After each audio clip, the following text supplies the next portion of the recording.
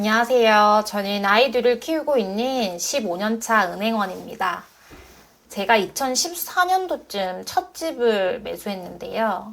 2억의 매수에 2천만 원가량 신혼 인테리어를 하고 2017년도쯤 손해를 보고 1억 7천 정도의 매도를 하였습니다. 처음 매수했던 계기는 주위에서 전세 가는 거 아니다. 전세 가면 평생 전세 산다는 말에 별 생각 없이 그래, 매매를 해야겠다라고 생각했었고요. 아파트를 고른 기준은 사택으로 살아봤던 동네이기도 하고 회사랑도 가깝고 모아놓은 돈도 많이 없었기 때문에 형편에 맞춰 26평 구축 아파트를 대출을 받아 매수를 했습니다.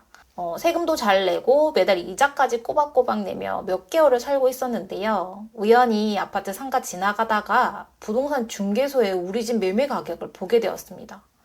제가 매수한 아파트의 가격이 이렇게 1년도 지나지 않아 떨어지고 있다는 것을 인지하고 내 인생 망했다라고 생각한 적이 있었습니다.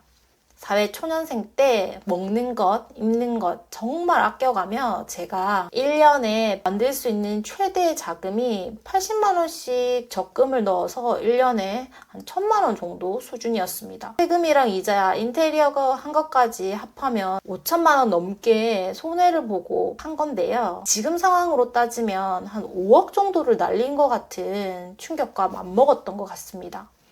전 재산과도 같은 돈을 잃고 나니 아침에 눈을 떠서 밤에 잘 때까지 내가 왜 이렇게 바보 같은 짓을 한 거지? 라며 자책을 했고 매일이 암울하고 결국 불면증과 우울증이 찾아오더라고요. 하지만 그때 당시 저에게는 이제 막 태어난 아기가 있었고 이렇게 가만히 앉아서 신세 한탄만 하고 있을 수 없다고 생각했습니다. 그래서 제가 지금부터 할 수 있는 것과 할 수 없는 것을 찾아보기로 했습니다. 이미 매도한 집에 대해 신세 한탄 해봤자 달라지는 게 없었고 할 수 있는 것은 왜 이러는지에 대해서 원인을 찾고 다시 다른 투자로 그 손실을 회복하기로 마음먹었습니다. 그래서 그때부터 부동산 공부를 시작했습니다. 부동산 카페에 가입하여 올라오는 글을 모두 정독하고 부동산 책을 읽고 부동산 유튜브도 매일매일 봤습니다. 학교나 자격증 시험, 회사에서도 한 번도 들어보지 못한 단어들이 너무너무 많았고 처음에는 정말 답답했습니다. 이론으로는 공부하지만 이 답답한 마음에 당시 주위 선배들에게도 조언을 구했지만 부동산에 대해 관심 있는 사람도 없었고 심지어 월급쟁이가 월급에 맞게 살아야지 대출까지 내가면 그런 위험한 투기를 하면 안 된다라고 말리는 선배들까지 있었습니다. 하지만 이미 상당한 수업료를 치른 저는 포기할 수가 없었습니다. 그래서 몇 달을 깜깜한 동굴을 헤매며 방법을 찾고 있던 저에게 남편이 하나의 책을 주문해 주어서 읽게 되었는데요. 그 책의 제목이 월급쟁이 부자로 은퇴하라였습니다. 이 책을 읽으면서 몇 번 소름이 돋았어요. 이유는 내가 왜 이랬는지에 대한 해답이 나와 있었기 때문인데요. 제일 중요한 내 집 마련이나 투자를 할 때 꼭 장착해야 할 마인드 자체가 없었고 두 번째, 제대로 된 부동산 공부를 제가 태어나서 한 번도 해본 적이 없다는 것이었습니다. 저평가된 아파트를 골라낼 수 있는 방법과 부동산을 살 때 어떤 마음으로 처음에 접근을 해야 하는지 어떻게 해야 잃지 않는 투자가 되는지를 깊이 배울 수 있었습니다. 그리고 직장인이라면 모두 공감하실 텐데요. 나 언제까지 회사 다녀야 하는 걸까? 일을 그만두고도 먹고 살 수 있을 만큼 부자가 될 순 없을까? 이런 고민 많이 하시잖아요. 사실 저도 이런 고민을 항상 했었지만 이야기해봐도 답은 없고 일상이 바빠 다시 회사 생활에 정신없이 하루하루를 보내고 있었던 시기였기도 했습니다. 저도 이러한 상황을 바꾸고 싶어 용돈벌이 투자는 하고 있었지만 인생을 바꿀 만한 투자를 하고 있지 않다는 것을 이 책을 통해 깨닫게 되었죠. 한 번의 성공보다 꾸준하게 갈 수 있는 방법을 알려주며 항상 좋은 날만 있을 수 없다는 것을 인정하고 성공적이고 꾸준한 투자를 하려면 이러한 상황에 직면했을 때 해결해야겠다는 마인드도 배우게 되었습니다. 저의 첫 집 매도를 하고도 1억 6천만 원 정도까지도 떨어졌다가 아파트의 가격이 2년 좀 넘는 기간에 3억까지도 오르는 것을 보게 되었습니다. 저는 그때 부동산에도 사이클이 있다는 것조차 몰랐었고 구축 아파트 이제 절대 오르지 않는다. 무조건 신축 아파트 매수해야 된다. 그 차이는 점점 벌어져 양극화 현상이 심화될 것이다. 이런 말에 지금 당장이라도 팔아야겠다고 생각하고 손해를 본 것인데요.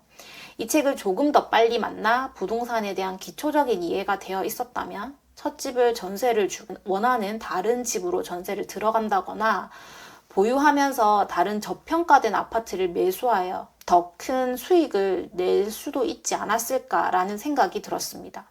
이렇게 월급쟁이 부자로 은퇴하라 라는 책을 계기로 부동산에 대해 차츰 체계적으로 공부하게 되면서 제가 사는 지역의 아파트 2채를 매수하게 되었고, 몇 년 뒤 손실을 만회하고도 손해본 금액보다 3배 이상의 수익을 실현하게 되었습니다. 우리 모두 열심히 직장 생활을 하고 있는 것처럼 부동산 투자의 영역도 열심히 영역 안에서 빛을 볼 수 있는 부분이구나 라는 생각을 하게 되었습니다. 이렇게 시작된 부동산 투자는 신축 아파트, 구축 아파트, 분양권, 입주권 등 지금까지 10건 이상의 다양한 투자 경험과 수익을 저에게 안겨주었습니다. 그때와 지금 저의 주위 상황은 많이 달라진 것 같진 않습니다. 며칠 전에도 밥 먹다가 직장에서 뉴스에 부동산 이야기가 나오더라고요. 그래서 이런 주제로 이야기를 사람들과 나눈 적이 있습니다. 80% 사람들이 부정적으로 이야기를 하더라고요. 인구가 적어지기 때문에 언젠가는 부동산을 받아줄 사람이 없게 되면 부동산이 폭락할 것이다. 지방이 소멸할 것이다. 결국은 일본처럼 될 것이다. 이러한 이유를 들면서 부동산 투자는 하면 안 되는 것이라는 결론을 내리는 일이 대부분이었습니다. 네, 이 말도 일부는 맞을 수 있습니다. 부동산, 주식을 투자한다고 해서 다 오르는 것은 아닙니다.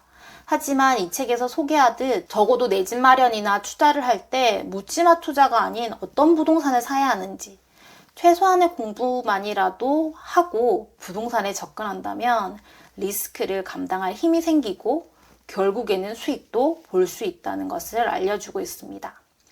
모두가 다 내 집 마련 또는 부동산 투자를 해야 되는 것은 아닙니다. 하지만 내 집 마련이나 부동산 투자를 해보고 싶었지만 막연함으로 인해 접근하지 못하셨던 분들은 아래의 고정 댓글 링크를 확인해 주세요. 오늘도 시청해 주셔서 감사합니다. 좋은 하루 되세요.